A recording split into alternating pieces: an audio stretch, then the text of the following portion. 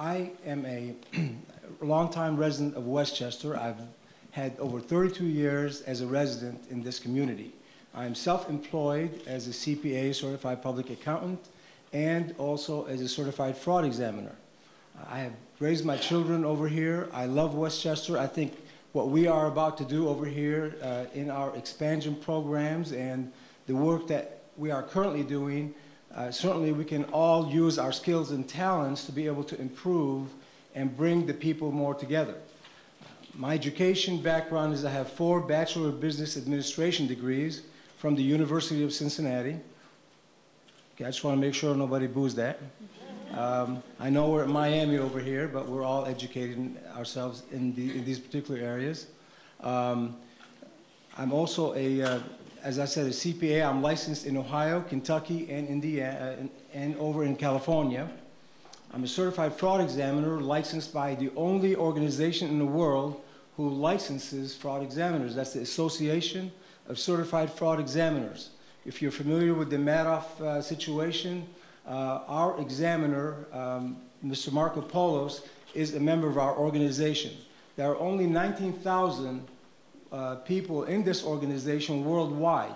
So for all of you who are looking for an outlet, I'm here to promote that there is an opportunity to study hard and become a CFE.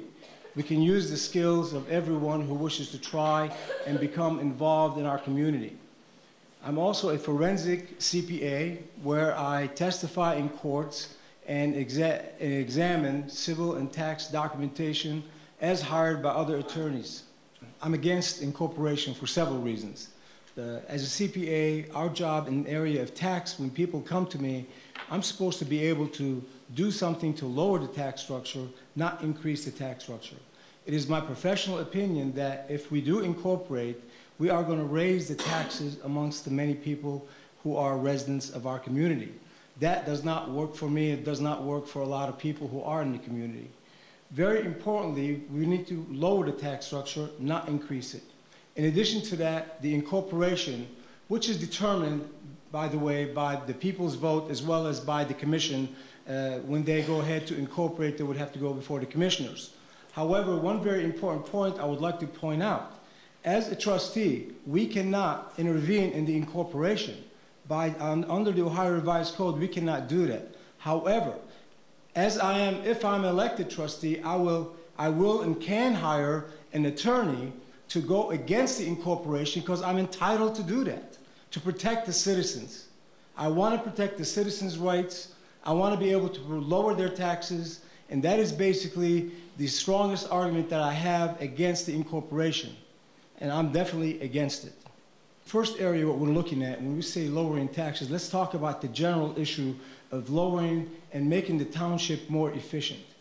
During my investigation in this particular township, which started about a couple years ago, I find that the township is very inefficient in its utilization of its resources. The first thing we have to do is lower our cost structure and increase the efficiency within the township.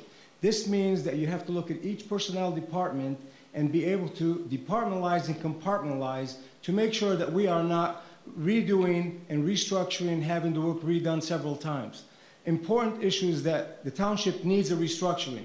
My investigation shows that the restructure has not occurred since 1991 as far as the police department is concerned, and certain manuals, 2005 as far as the manuals for the police department. The township itself, it is my professional opinion in reviewing the documents I have recently seen, it has not been restructured since 1989, 1990. The environment is dependent on us going green. Obviously, this is something that we are going to be doing throughout the United States, not only over here in Westchester. However, what we need to look at is take a feasibility study of the plants that we do have over here and the businesses that we do have. Do these businesses really endanger our environment?